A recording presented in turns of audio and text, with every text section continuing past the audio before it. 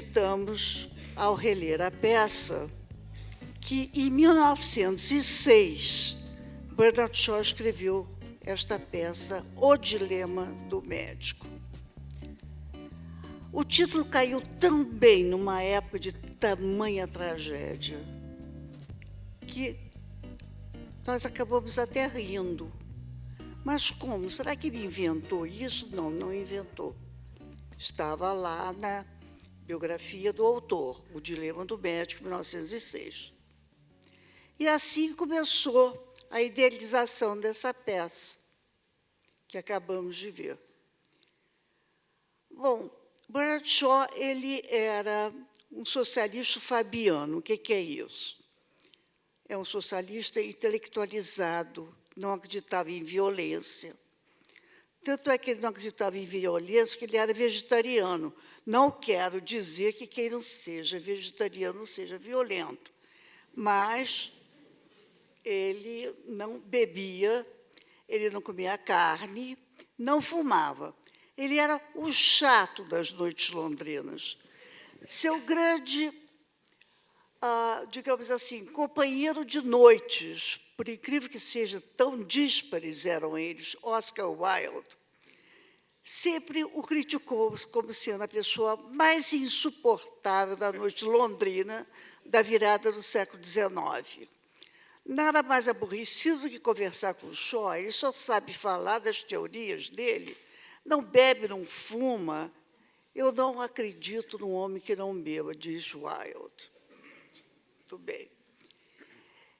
E esse socialista fabiano, ele, no século XIX, justamente na última década, nos últimos 10 anos do século XIX, ele começou a escrever suas peças quando ainda era crítico teatral, o verdadeiro terror dos palcos londrinos, raramente aprovando um espetáculo. Ele, ao criticar a peça de Oscar Wilde, a importância de ser Ernesto, uma comédia que fez o maior sucesso na época, disse: não gostei. Eu não gosto de comédias que apenas me façam rir. A comédia tem que me ensinar alguma coisa. Eu não sei se essa comédia de hoje, que não é bem comédia, ensinou alguma coisa, sendo ou não sendo comédia, ensinando ou não ensinando alguma coisa. Mas é bem Shaw. Como também é Shaw a peça que eu, Clara e Sérgio imaginamos que pudesse agradar o público, A Profissão da Senhora Warren, produzida em 1893, aliás, desculpa, escrita em 1893 e produzida por nós em 2018, antes da pandemia, antes de se imaginar o verdadeiro horror que ia acontecer 2 anos depois. A Profissão da Senhora Warren, como alguns podem bem imaginar, era a vida de uma prostituta no século XIX. Bom, prostitutas no século XIX, fosse na Inglaterra, fosse na França, fosse em Portugal, e pelo pouco que existia de teatro no século XIX, em território brasileiro, ela sempre tinha que morrer no palco, porque a moralidade da época não permitia que uma prostituta sobrevivesse. O que o Shaw fez com a sua prostituta? Enriqueceu ela. Bom, ela ficou rica e criou uma filha educada em Cambridge, mais famosa universidade da Inglaterra. E a filha perdoou a mãe, que não sabia quem era a mãe, mesmo sabendo que ela tinha sido prostituta, mas não perdoou quando soube que ela se enriqueceu através de bordéis que ela mesma administrava e lucrava com seu sócio. Bom, não se precisa ter muita imaginação para descobrir que a peça foi banida pelo censor inglês e só foi produzida muitos anos depois, assim mesmo, em teatros particulares. Bom, eu poderia ficar aqui até umas 4 horas falando sobre Bernard Shaw, que faria com que o público presente ficasse bastante entediado. Vou parar por aqui e dar a palavra.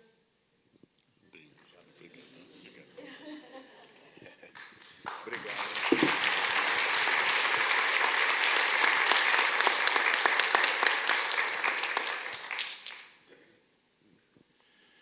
É um prazer estar aqui na frente e olhar público. Público no teatro é uma anomalia extraordinária. Público num teatro que fica após a peça para ouvir intelectuais falar é um caso patológico dos mais impactantes. Teatro sempre foi resistência, teatro sempre foi algo que mostrava uma vitalidade, e teatro, a partir deste ano, é sinal de que essa fênix resistiu ao seu pior desafio, esse inverno que nós atravessamos. Eu começo a partir da fala tão rica, e eu ficaria 4 horas feliz, porque ouvir alguém inteligente e especialista é outra anomalia que eu tenho em larga escala. Se Oscar Wilde fumava, bebia e fazia outras coisas, e não era vegetariano, e morreu em 1900, pobre, em Paris, e Bernard Shaw não fumava nem bebia, era vegetariano e morreu em 1950, 50 anos depois, temos aqui a primeira lição da noite. Quem fuma, bebe e se entrega ao sexo morrerá. Ambos eram irlandeses, o que significa que o grupo de análise é cientificamente aproximado. Então, pensem nessa noite sobre cigarro, bebida e carne. Eu acho esse texto brilhante porque, em 1906, a civilização europeia da Belle Époque acreditava na ciência piamente, na superioridade da ciência europeia, na superioridade racial da Europa sobre o mundo.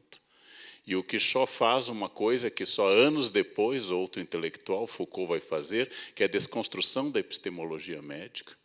O ceticismo Foucaultiano sobre os saberes médicos.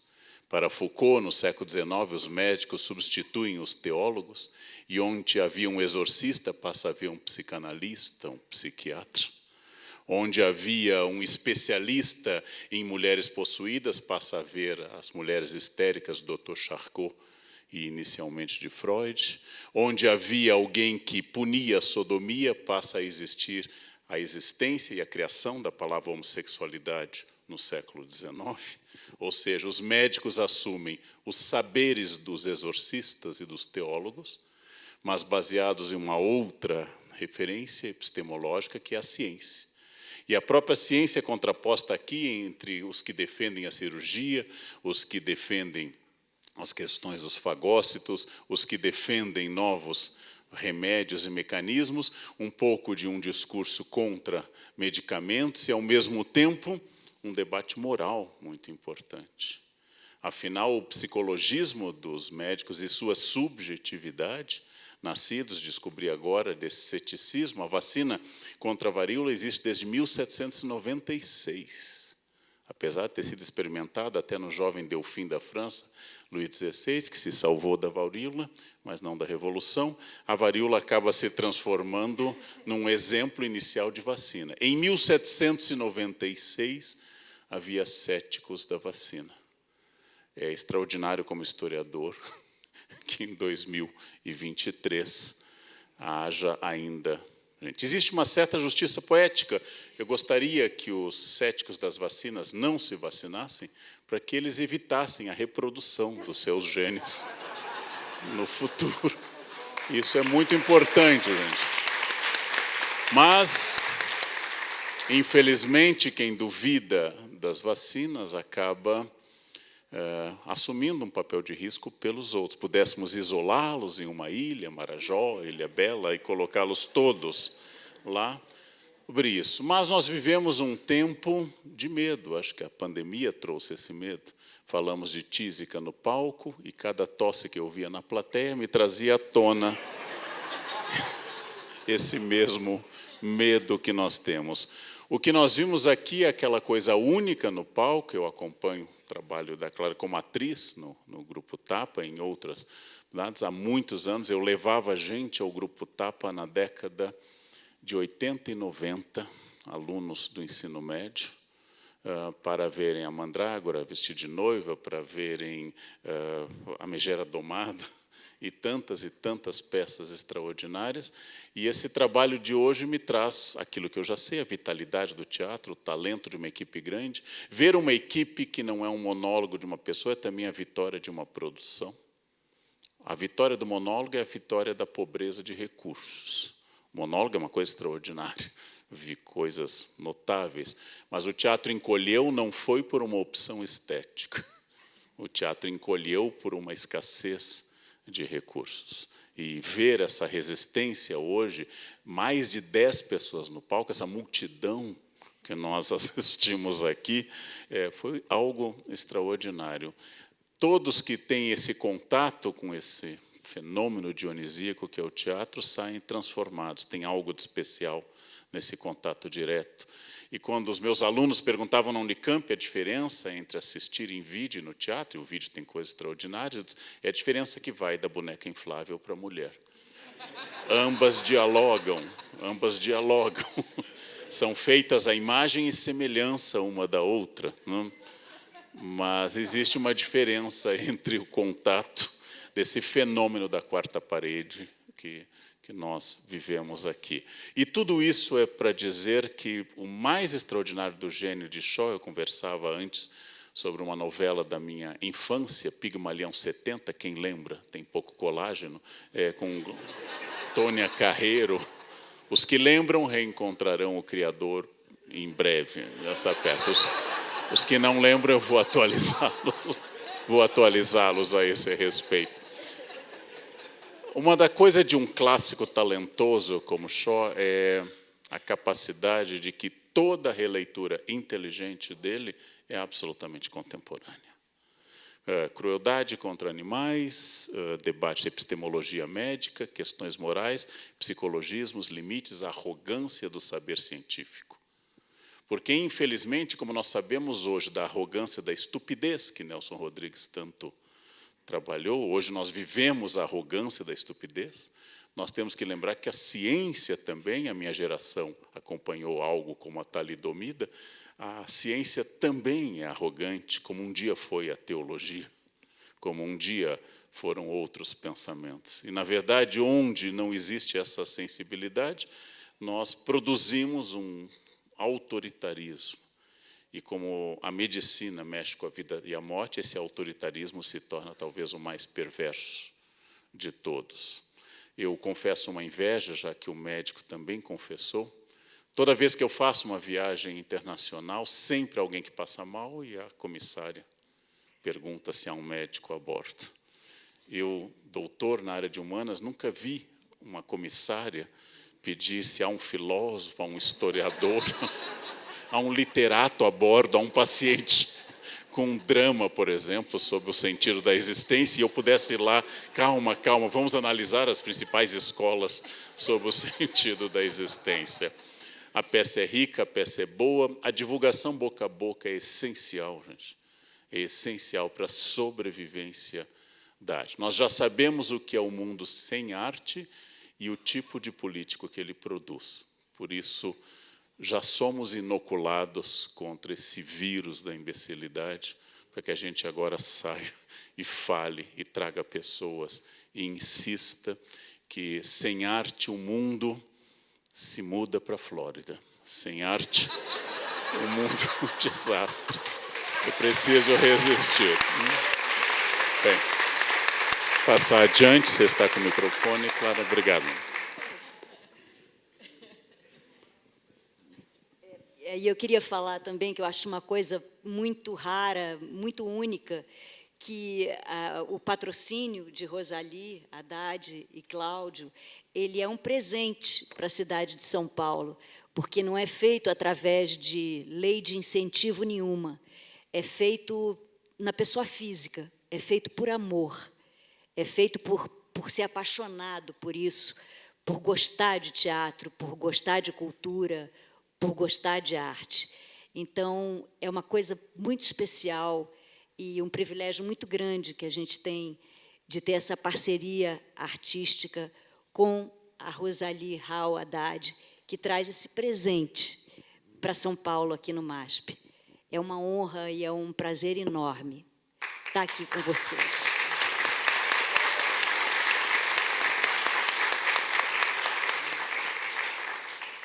Olha, da minha parte, pelo menos finalizando, não sei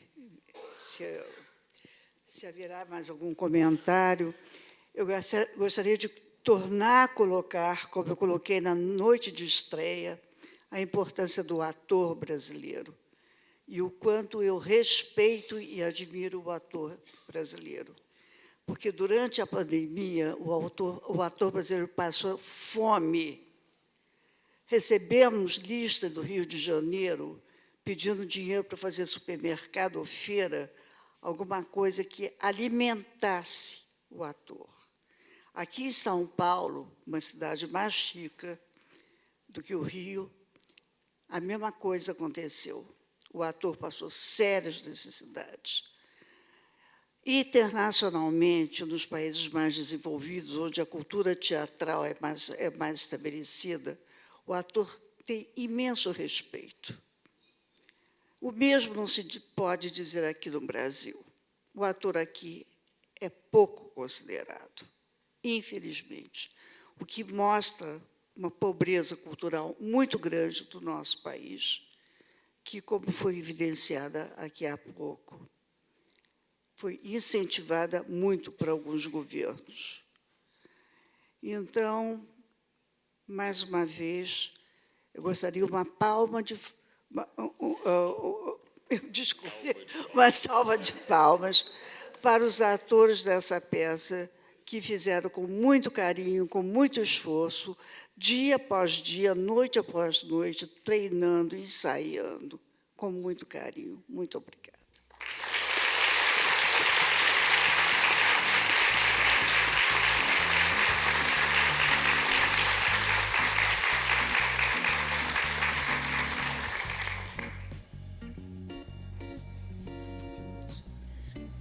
Então, boa noite, encerramos. Muitíssimo obrigado. Eu sempre falo que o ator, que o público é o ator não citado na ficha técnica. Sem vocês não faz sentido. É igual fazer um festão, compra tudo, não aparece ninguém. É chato, abessa e frustrante. Nós fazemos para vocês. O palco não é um veículo do ego do ator. Uma vez perguntaram a Marcello Mastroianni se não fosse ator o que ele seria. Ele disse garçom. É a mesma coisa. O meu trabalho é servir ao seu prazer discretamente. É isso. Boa noite. Até logo.